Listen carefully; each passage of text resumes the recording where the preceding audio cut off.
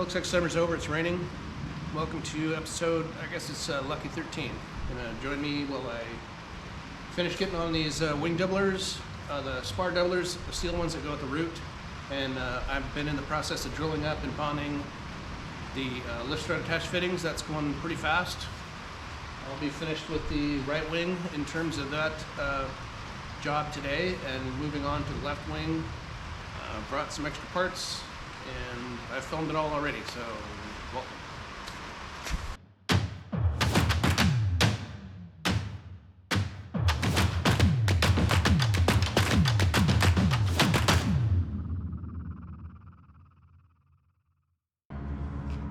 So the next step in my wing build is these steel doublers. Now I do not have the prefabricated parts. What I do have is some parts that were partially fabricated by a previous builder. So first thing I noticed was that the contour of these steel parts, the radius was a little bit too tight, didn't really fit my wing spar very well, so I worked them over a little bit, got them lined up much better. So you can see the previous builder, he marked out the hole pattern for the outer piece, and then the part that goes inside the tube, he only did the hole through the middle. Now I came through, I had to ream these out, which was expected, and then they want you to match these up. They want you to drill only the most outboard hole common to both of them, and then when you cleco it to the spar once you get it mounted up, and you come back and drill the rest of them. So this is what I have drilled up already and deburred both sides, and then this is the one outer hole which is common to both of them. Once they're drilled up, they want you to keep track of them, so I'm just putting a cleco in them. So these are matched sets.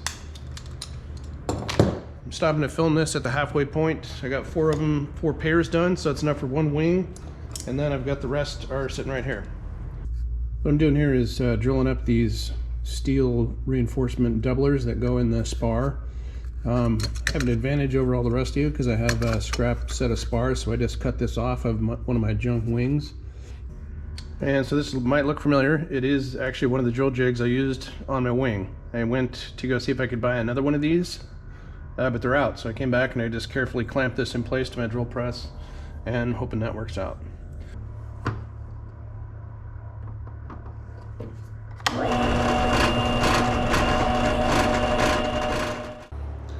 Alright, I got several tasks for today. Came out here, I just used my cheap bench grinder to knock a radius on the edges of all these and match up the end lengths anyway. So they are ready to get mounted on the wings, or at least go to the next step. On the whiteboard, I have steps that I have to accomplish. Hopefully you can see this. Inboard spar doublers, that's these. And obviously I have to get them, I have to pull the wings off, get them on sawhorses, and start this procedure.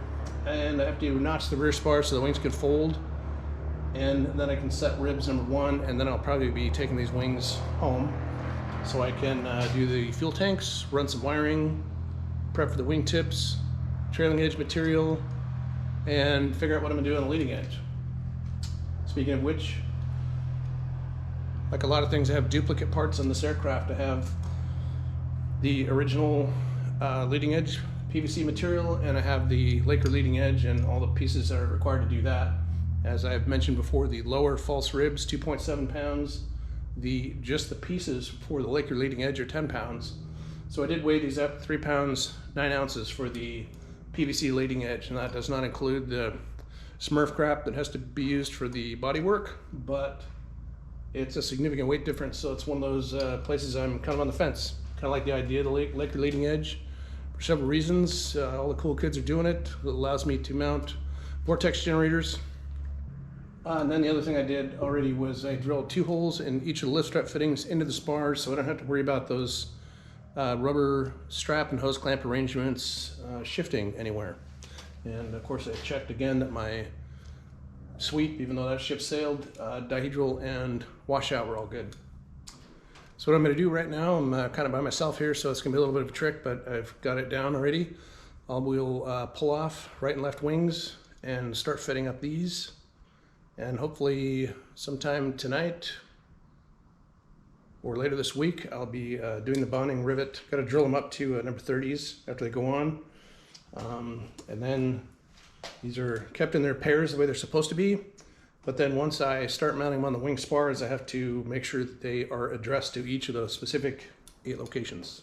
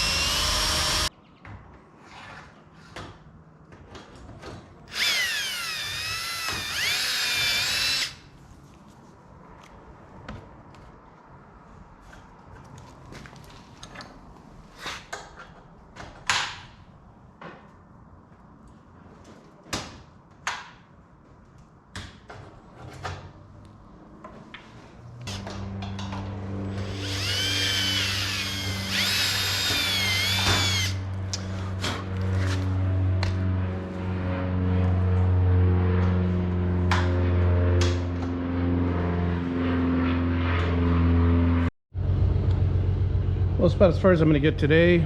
I finished the right wing as far as getting all the steel doublers drilled up, clay coat in place. Managed to ream the holes again so that pins just barely drop in. Everything came out fine. Oh yeah, so I drilled from the 3/32 up to the number 30. And so now I need to take all this apart, deburr everything, clean everything up real good because there's oil on everything from drilling. And then I will have to primer these steel parts except for the bonding surfaces. These are my steel doublers, which I have, they're all drilled up, deburred, and I've shot them with a 2-part primer, not touching them right now for obvious reasons. Carefully laid them all out, labeled them so I could, because there's 16 parts that look about identical. And then you can see over here on my left wing where I have them clay coat in place. And what I'm about to do here is use masking tape around the outside, and then Scotch-Brite the spar tube, and then I'll use a 2-inch wheel on my 90-degree motor to prep the steel parts. And then it's time to mix up some high sol, start riveting.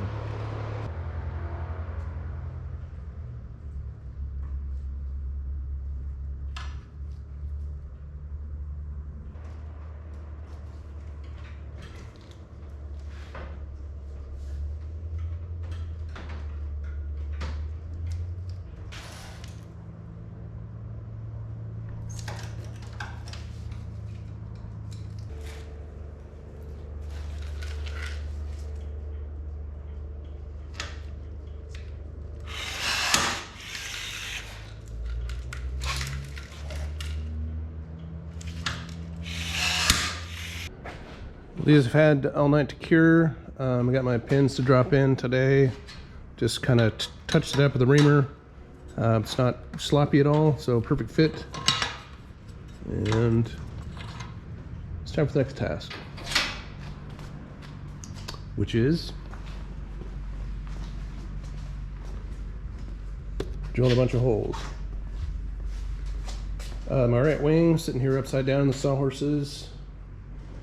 And I got out the manual today, brought a bunch of rivets, brought a drill, a bunch of fresh drill bits. Actually brought 2 drills. I got one with the 90-degree head, which is going to be needed to get in here for some of these. Now, there's 2 lengths of rivets that you use some 3/8. I came in and marked them up. I didn't get that one marked or the one underneath here, but I'll do that once I start moving clicos and clamps.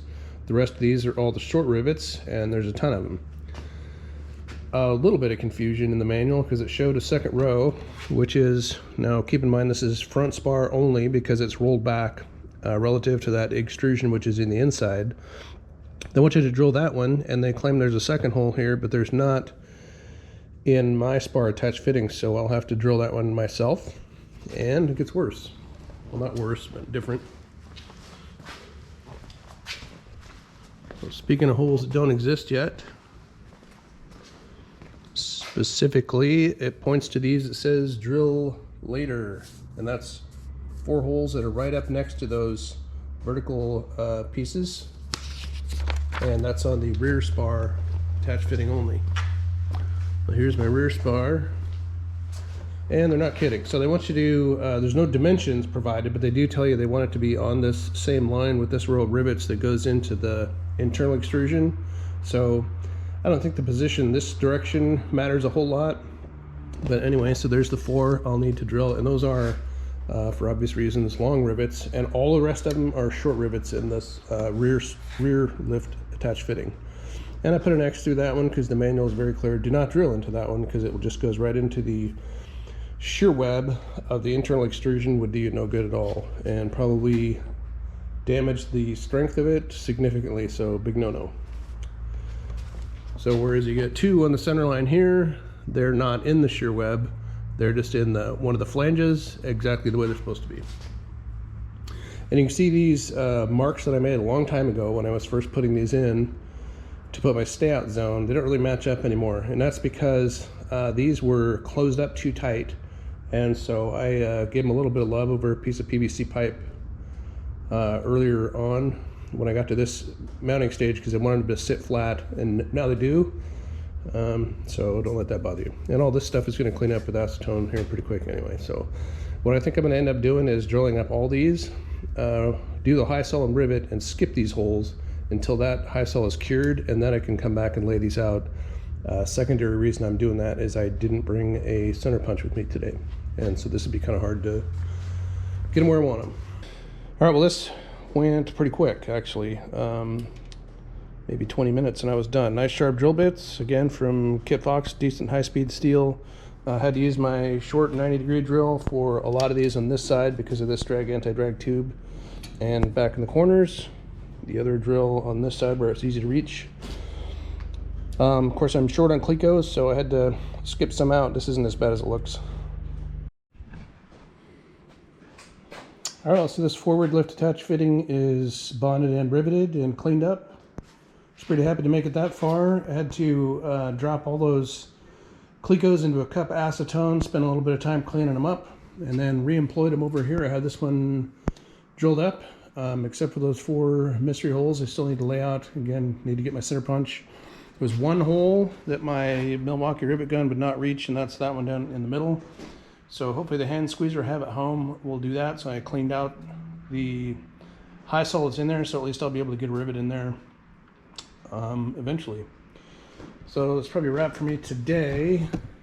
It's very much cooler and raining today, so it looks like summer's over here in Washington, but building is not over, so I came out again. This one I'm going to do the 2 holes on center. I got my hand squeezer rivet gun, so I'll do those.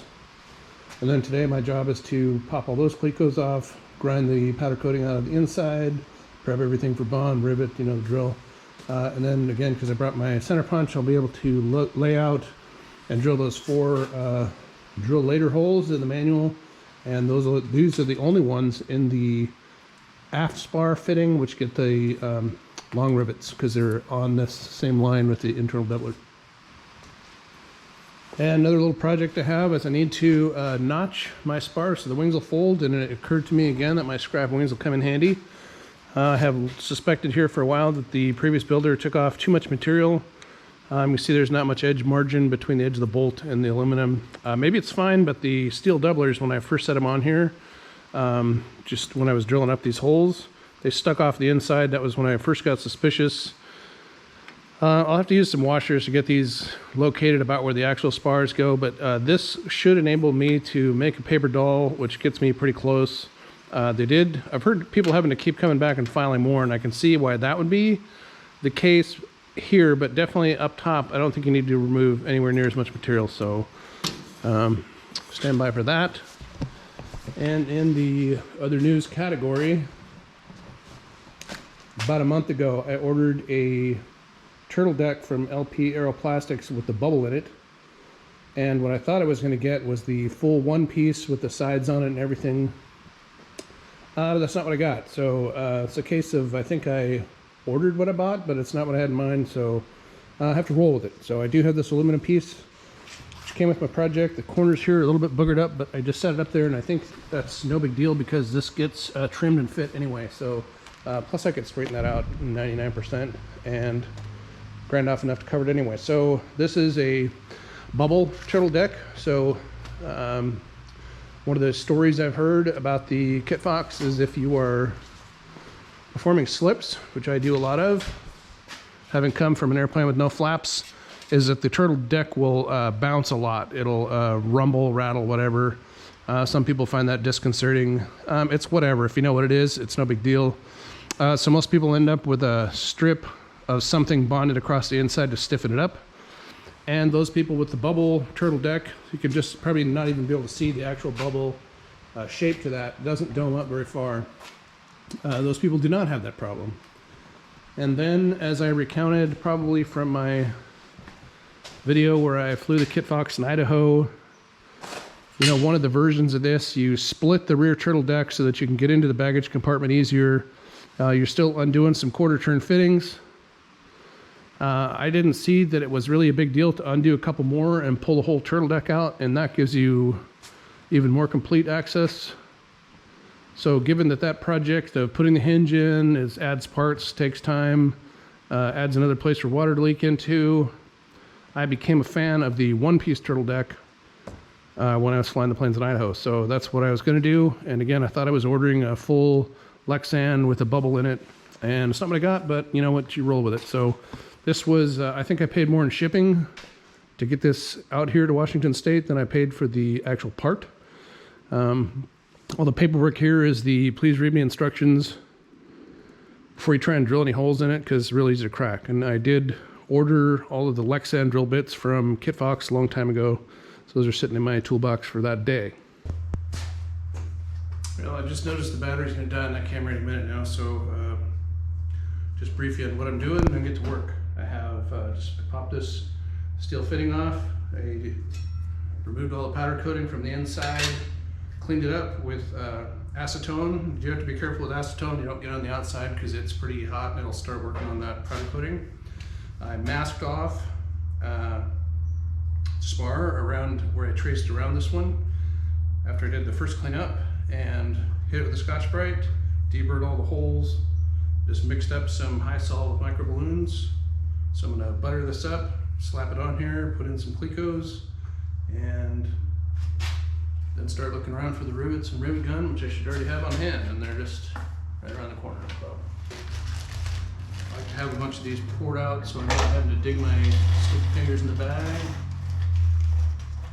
That looks like 42. And here we go.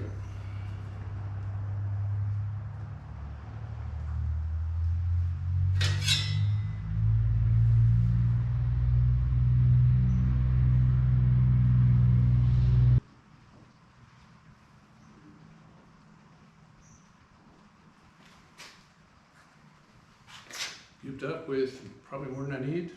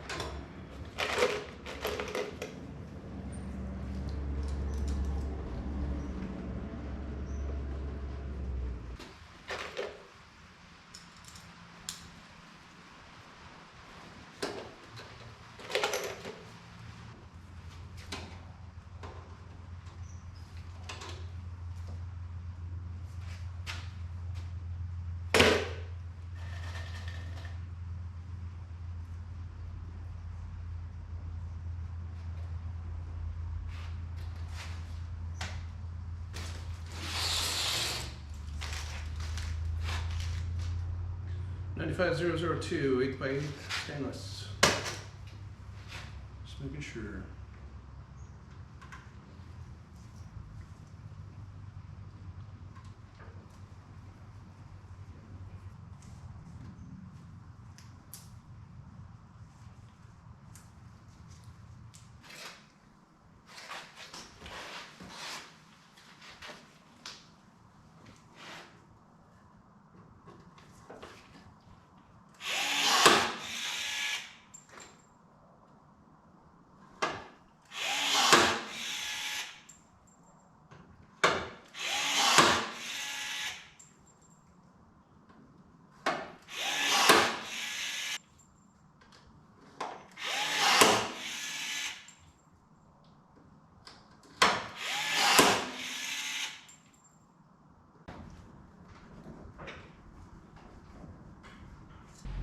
As I predicted, the battery went dead in the camera, but I got this one done. It's still wet, got it cleaned up. See a couple of smudges I can still take care of, but anyway, it's riveted in place. So that is 2 out of the 4. That brought me over here to the left wing, so I went about drilling up all the holes for this that are not underneath these clamps. I can take the clamps off right now, but I'm kind of tired. So I'm gonna call it quits for today. I'll come back tomorrow night, hopefully pull these clamps off, drill the rest of the holes, and do this all again. So this is probably a good place to wrap this episode up. Any more of this is just a repeat of what you've already seen. I will start up episode 14 without notching the rear spar, setting rib number 1, and dragging these things home so I can do the trailing edges and get a lot more work done. So as always, thanks for watching. Hope this is useful content to those of you who would have been doing slow build wings, but I think most people, even if they had the factory pre-rig, they've still got to do a lot of this work. So anyway, hopefully there's decent content here, and thanks again.